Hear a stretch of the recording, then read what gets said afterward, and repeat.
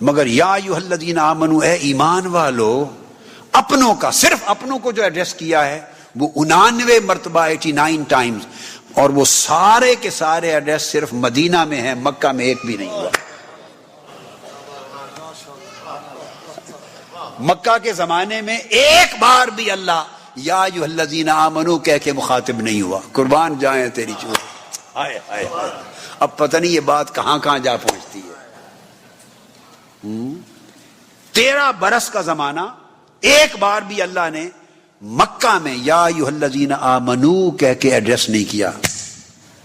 یہ جو ایڈریس ہے اپنوں کا، یا ایھا الذین آمنو 99 مرتبہ 89 ٹائم، مگر سب مدینہ میں کیا، سب مدینہ میں کیا، یعنی وہ اپنائیت کا احساس مدینہ میں دینا چاہتا ہے۔ ہائے ہائے ہائے، یہ ایک الگ مضمون ہے، اب وہ میں اس پہ چل پڑا تو میں راستہ بھول جاؤں گا، پتہ نہیں کہاں کہاں چلا جاؤں گا۔ یہ سبجیکٹ ایک الگ ہے، ادھر جانا، ان گلیوں میں جانا نہیں چاہتا۔ اپنائیت کا جو احساس ہے نا، اپنوں، اے میرے اپنوں، اے میرے محبوب کے غلاموں، اے اپنے لوگوں، وہ 99 کے 99 بار صرف مدینہ میں کہا ہے۔ بولی بدل دی نا، بولی بدل دی۔ اب جو بات اگلی ہے جو بڑی امپورٹنٹ، وہ یہ، مکہ میں اکثر و بیشتر مخاطب کفار و مشرکین تھے، چونکہ لاکھ کی آبادی تھی۔ کتنی؟ اور جب ہجرت فرمائی آقا علیہ السلام نے تو 400 سے کم، 350 کے قریب کل مسلمان تھے۔ 10 لاکھ کی آبادی، جو میٹروپولیٹن مکہ تھا، میٹروپولیٹن، گریٹر مکہ، بلازری بیان کرتے ہیں فتوح البلدان میں، مگر یہ بھی تاریخ کا حصہ ہے کہ جب ہجرت فرمائی ہے تو 400 سے کم تعداد تھی مسلمانوں کی۔ لہذا مکہ میں جب بھی خطاب کیا ہے تو مخاطب کون تھے؟ کفار و مشرکین تھے، کفار و مشرکین موسٹلی۔ اب 10 لاکھ میں 400 کی کیا حیثیت ہے تعداد کے لحاظ سے؟ تعداد کے اعتبار سے 400 کہاں سٹینڈ کرتے ہیں آؤٹ آف 1 ملین پیپل؟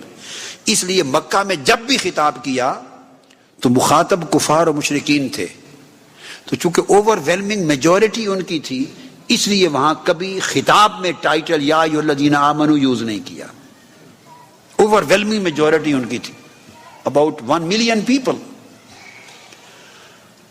مدینہ میں اکثریت مسلمانوں کی، حضور کے غلاموں کی ہو گئی تھی۔ اب اگلی بات جو بڑی امپورٹنٹ ہے، یہ ساری میں نے بیک گراؤنڈ سمجھائی آپ کو، اب میں جو نکتہ جس پر آپ کو لانا چاہتا ہوں وہ سمجھیں۔ تو مکی دور میں جتنی صورتیں اتری اور یا ایھا الناس کے خطاب آئے، ان میں اکثر مضمون توحید اور رد شرک رہا۔ اللہ کے خطاب کا مضمون کیا؟ اللہ کے خطاب کا، اس میں رسالت پر ایمان لانا اور آخرت پر ایمان لانا بھی تھا، مگر بیشتر مضمون لب لباب رسالت بیان ہوئی یا آخرت بیان ہوئی، وہ بھی توحید کے بیان میں۔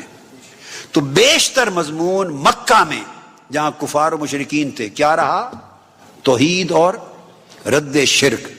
تو مکہ کے خطاب میں جب کفار و مشرکین آڈینس تھے، آڈینس، تو اللہ رب العزت کے ہر خطاب کا جو سبجیکٹ ہوتا تھا وہ رد شرک تھا، رد شرک۔ جب مدینہ آ گئے آقا علیہ السلام، آڈینس بدل گئے، یا ایھا الذین آمنو، وہاں اکثر خطاب جتنی آقا علیہ السلام کی شان، عظمت، توسل، رسالت، اطاعت، نبوت، جتنی آقا علیہ السلام کی شان کی آیتیں ہیں وہ ساری مدینہ میں یا ایھا الذین آمنو کر کے اتاری۔ شان مصطفیٰ کا ذکر صرف اپنوں سے کیا، یا ایھا الذین آمنو کہہ کر، اور مدینہ میں اکثر کیا۔ اور اہل مکہ کو جب خطاب کیا، آڈینس کفار و مشرکین تھے تو رد شرک کا مضمون رکھا۔ اہل مدینہ کو خطاب کیا تو شان مصطفیٰ کا مضمون رکھا، شان رسالت جو آج کا مضمون وہ رکھا۔ یہ تقسیم کر کے براڈر ڈویژن کر کے اللہ رب العزت نے ایک اصول تبلیغ سمجھا دیا، تعلیم و تبلیغ کا اصول سمجھا دیا کہ اگر تمہارے مخاطب اور آڈینس کفار اور مشرکین ہو تو زیادہ توحید اور رد شرک پر بولا کرو، اور اگر تمہارے مخاطب حضور کی امت اور مسلمان ہو تو زیادہ شان مصطفیٰ پر بولا کرو۔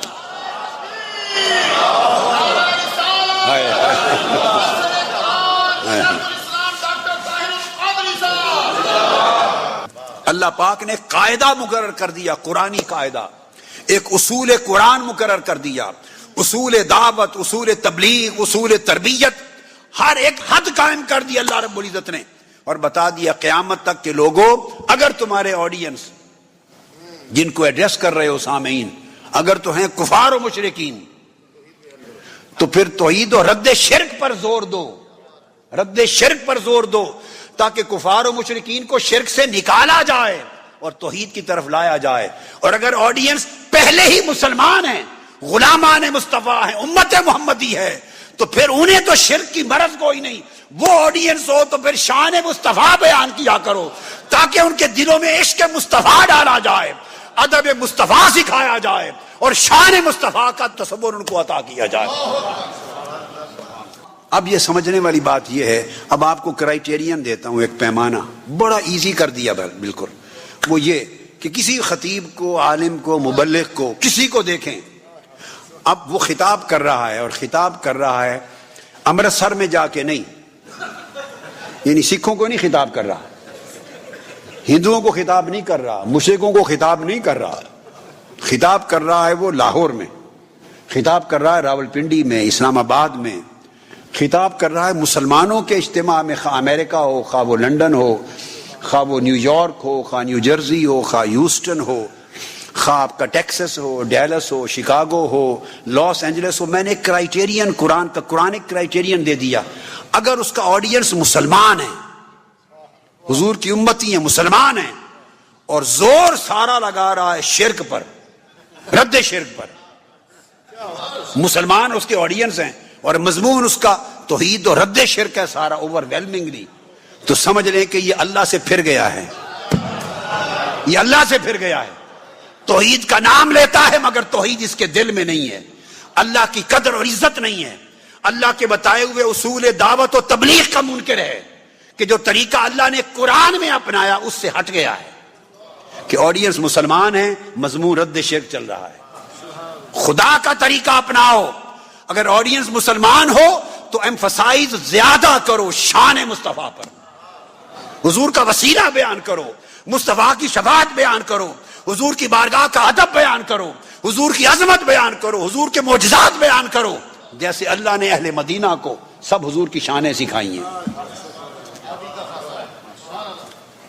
یہ ایمفسائز کرنے کی بات کر رہا ہوں، یہ نہیں کہ مسلمانوں کو توحید نہیں بتا سکتے، ایسا غلط معنی نہ لیں، میں کہہ رہا ہوں ایمفسائز، زور دو، جیسے قرآن نے کیا، جیسے اللہ نے کیا، وہ طریقہ اپنانا چاہیے۔